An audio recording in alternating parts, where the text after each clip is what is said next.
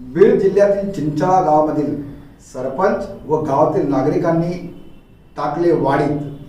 न्याय मिळवण्यासाठी छत्रपती संभाजीनगर औरंगाबादच्या विभागीय कार्यालयासमोर अमरण उपोषणाला सुरुवात।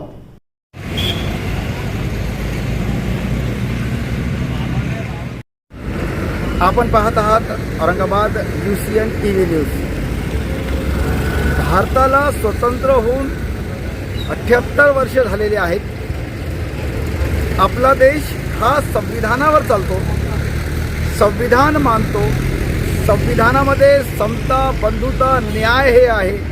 सर्वांना समान न्याय मिळाला पाहिजे, सर्वांना सोबत घेऊन चालायला पाहिजे असं आपलं संविधान म्हणतो। परंतु आपण जर बघितलं तर बीड या जिल्ह्यामध्ये वळवणी या तालुक्यामधील चिंचोळा हा गाव आहे। या गावामधील एक नागरिक आहे ज्यांना गावाच्या लोकांनी वाळीत टाकलेले आहे। कारण काय आहे? कारण असं आहे का हनुमानजीचे मंदिर आहे, तिथं एक विहीर, गावामध्ये विहीर खणली होती।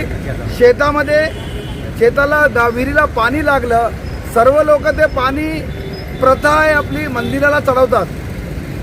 हे जे माझ्या सोबत आहे यांनी सुद्धा पाणी तिथं चढवलं, पण त्याचा राग धरून लोकांनी त्यांना गावाच्या वाळीत टाकलेलं आहे। लोक त्याच्याशी काही संबंध ठेवत नाही, त्यांना मारझोड करतात असं म्हणणं आहे, असं निवेदन त्यांनी म्हटलेलं आहे। आपण नेमकं त्यांच्याशी चर्चा करूया का काय प्रकरण आहे म्हणून। UCN टीव्हीमध्ये तुमचं स्वागत आहे। काय प्रकरण आहे नेमकं हे?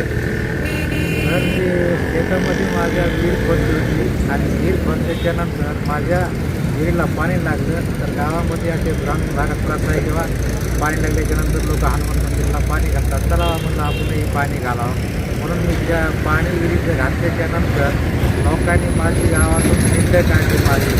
निंद काढल्याच्या नंतर पुन्हा मला लोकांनी वाळीत टाकलं।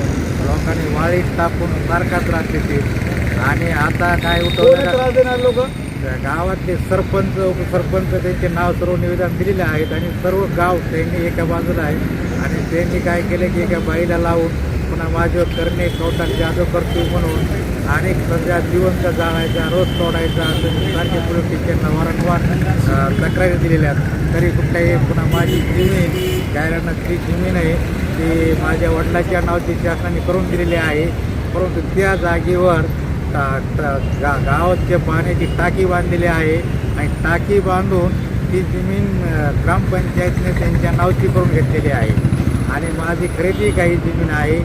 तर माझं त्या गावातून या लोकांपासून हे लोक मला कुठं मारतील, कधी काय करतील, कोण करतील ते सांगता येत नाही। त्यामुळं माझं त्या गावातून, चिंचाळा गावातून सर्व जमिनीसहित सर्व मालमत्तेसहित पुनर्वसन करण्यात यावं। पुनर्वसन करून त्या लोकांवर योग्य ती कारवाई करण्यात यावी ही माझी मागणी आहे। 2 दिवसापासून बसले तुम्ही? 2 दिवस अधिकारी वगैरे काय अधिकाऱ्याने काही दिले नाही। ते म्हणतात आमच्या हातात काही नाही, तुम्ही काय करा की इथून पत्र घ्या आणि DIGला जाऊन बोला।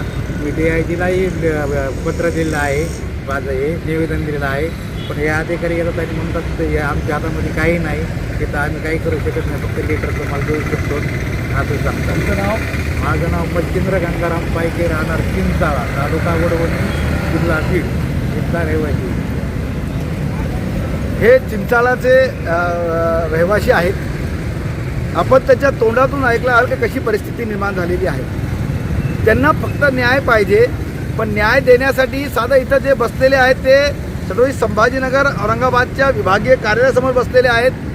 डोक्यावर छत नाही, खाली चादर नाही, साधंसं हाताने लिहिलेलं बॅनर आहे।